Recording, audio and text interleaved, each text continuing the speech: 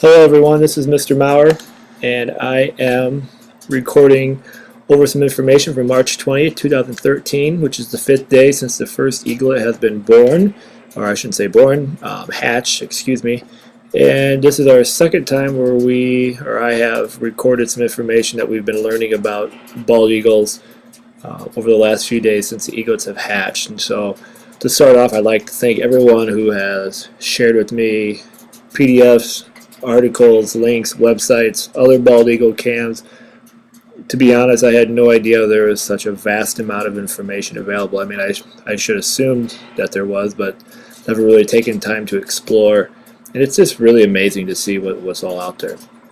And so I wanted to jump right in with some stuff that we've learned since the other day when I recorded this. And so why you listen to me, or maybe you put me on mute just to watch the video footage, and that too is fine.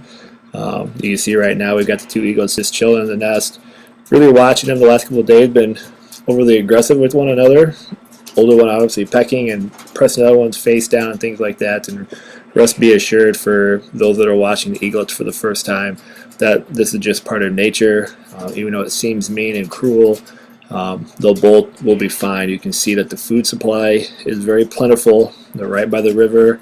They can pretty much snag a fish in minutes if they need to, as we've seen them do several times already. So there's no real need to worry, as you can see them getting after it right now in a little wrestling match. So it's just kind of a little brother-brother or sister-sister or brother-sister rivalry going on, which we have seen in our own house if any of us are parents. In the background, if you hear that little noise, that is the quail that we're raising as a parallel study. So they must want their voice heard as well. So as we go through here, what I want to be able to talk about a little bit is one of the questions that some of the kids have, that part of the global project that we're doing, is how can we tell liberty and justice apart? And liberty is the much larger one, but it's hard to identify that when there's only one in the nest. And some people shared yesterday on the comment thread, which was something I did not realize, but they said liberty is the one that has a dark spot above the right eye and also has some spots in the tail. The tail is harder to see because she usually keeps that kind of tucked in, but that would be an indicator.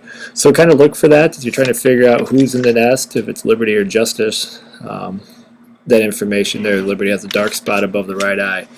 And if you have any other markings or things that you use, man, please let us know so we can share that with all the students and kids and people just in general that are maybe watching these videos and following along with what our students are learning from around the world.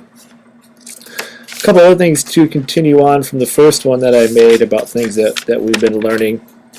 The shooting in which the kids, I think of them as kids anymore, the eaglets, they've been eating a lot, and so they're going to have to get rid of their waste. And so they call it shooting, which they lift their tail up in the air and they leave their waste outside of their living quarters. And that's going to start to happen. They won't actually be able to get to the edge of the nest, but you'll just see them right from the center kind of lift their tails from time to time and shoot their waste out. And so if you do see that, that's what they're doing. Pretty amazing that is kind of built in and into their instinct. I have not seen it yet. I am dying to see it because I really want to see this. That's something I've just learned about myself in the last few days. So I'll definitely keep an eye out for that. Some other facts that most of the kids probably already know, but I guess maybe I never thought of it this way, is one, birds are the only animals that actually have feathers, which may seem common sense and you really start to think about it. I guess I never really thought about other animals potentially having feathers, but birds are the ones that do have feathers. The eagle, when in adult form, will have over 7,000 feathers, which to me is just a mind-boggling concept to have that many feathers, and there's different feathers that perform different functions. When they're hatched, which is where they are right now, the first few days or weeks, their feathers are called down. Very soft, fluffy, and very thin. They're designed to help kind of try to keep them warm, but at the same time, they can't thermoregulate their body, which is why they spend so much time underneath mom and dad, so they don't freeze to death, especially in these temperatures. Yesterday, the first day of spring, it was -2 in the morning with wind chill. Today is much nicer. The wind has finally gone away, so when I do some video recording, I'll actually be able to record We can hear the geese and other animals and birds chirping. One of the reasons why this video footage is good to do this voiceover is because all you hear is wind, and that's highly annoying. I was reading a little bit yesterday that there is just some cases coming around with eagle feathers. I know that they came off the endangered list in 2007, but you're still not able to own eagle feathers or have them in your possession. You can still get in trouble. And there was a Native American tribe fighting for the rights to have the right to use feathers for their culture and for the religious purposes. And the only people that are allowed to have eagle feathers or have them in possession are Native Americans. But they have to be tribes that are recognized by the federal government, and this particular Native American tribe was not recognized, so therefore they're not allowed to have it. And so I know there's still a lot of controversy and things are heating up, and these are going through the court system right now as we speak, and so there's still issues with bald eagles. Especially now that they're off the endangered species list, they're still protected, and we gotta, it's interesting to keep an eye on that. And how does the federal government recognize which is a tribe and which isn't, and all that good information. So once again, as we study bald eagles, there's so many different avenues that we can begin to unravel and go down and learn about their significant impact on our history and our culture, not only here in America, but with other ethnicities and tribes and things of that nature. One of the things, since they've been off the list, eagle population has really gone up, and now on the flip side of the problem is that we're running out of prime habitat. So people are starting to see bald eagles in places that they typically would never have had eagles before, and so it's something interesting to keep a watch on. As we were going through yesterday, just updates in terms of the nest. We've seen them add now a squirrel, we've seen the rabbit, and a coot. So it's interesting to see the different types of food that they bring into the nest. I'm more intrigued at actually seeing an eagle snag one of these creatures. How in the world they can fly, swoop, and pick out a fish out of the water still is a mind-boggling concept to me. So as we go through and we continue to watch, it's going to be important to keep track of these things as we go through and develop. And so we are getting into the 5th and 6th, almost to 1 week of the development. So hopefully with the wind dying down, we'll be able to see much more of the eaglets. You can see right now how that one's kind of got the other one stuck face planted right there, right into the nest. But as we go through and see them begin to slowly be able to regulate their body temperature, liberty and justice will not have to spend as much time sitting on them and all that good stuff. So that's where I kind of want to leave you in terms of information with what we're learning.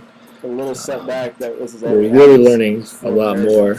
I guess the last fact that maybe I forgot to add, that I like to add, is the size of their talons. They're equivalent to about a human hand. So when you see their talons sitting on a fish or a rabbit, it'll kind of give you an idea of the sense of how big of an animal it is that they've been able to capture, hunt down, track, kill, and then fly and bring to the nest. And so that'll be interesting as we go through here. We want to define what we mean by hunt. Okay, we have a definition. So I leave you with just this, and I'll have about 5 minutes left of video for you just to kind of watch without my voice playing over it. But if you have facts or information or links to other resources, please send them my way. I would greatly appreciate it as we're continuing to learn as much as we can. Our project website page, eagleeyecamera.wikispaces.com. We're constantly adding more information, trying to get all the student showcase information posted on there as well. And on the flip side, if any of you would ever like to make one of these and share your expertise, a lot of you eagleholics who I'm slowly starting to meet, I would love for you to do that, and that would be fantastic. It'd be cool for the kids to hear information from someone besides me and so forth.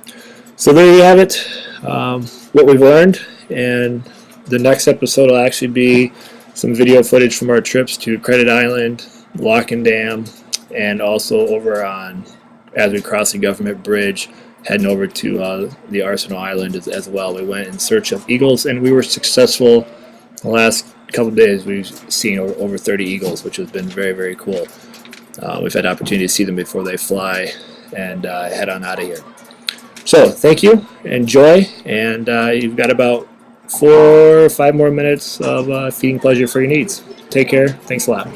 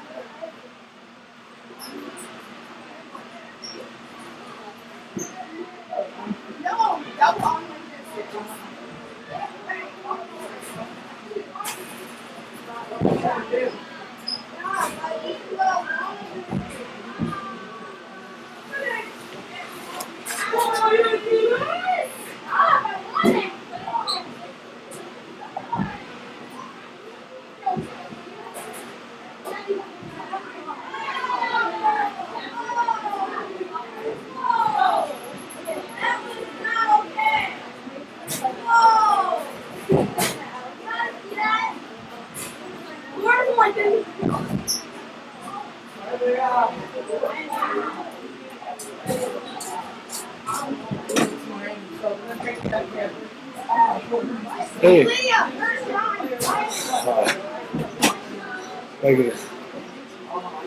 There they are. That's 2 of them. Yeah. Yeah. We got three hens laying eggs right now of the quails.